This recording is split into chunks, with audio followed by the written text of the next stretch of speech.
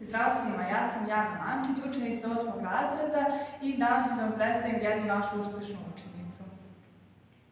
Dobar dan, ja sam Magdalena Stošić, učenica 8.2 osnovne škole Rade Miljković. Magdalena, kako bi sebe opisala u nekoliko reči? Pa smatram za sebe da sam vredna, društvena, pametna osoba. Ukratko navedi svoje postignuće u školi, a i van nje i na koje se najponosnija. Pa najponosnija sam na to što sam osvojila 3. mjesto na opštem takmičenju na knjižnoj olimpijadi iz srpskog jezika i jako sam ponosna na to što se već 9 godina aktivno bavim odbojkom. Događaj iz osnovne škole koji ćeš najviše pamtiti? Pa definitivno ću najviše pamtiti ekskurziju u 5. razredu kada smo išli u obilazak Novog Sada, Sremskih Karlovaca i tako. Kako sebe vidiš za 10 godina? Za 10 godina vidim sebe kao uspešnu odbojkašicu i sa završenim fakultetom. Tvoja poruka nastavnicima i učenicima?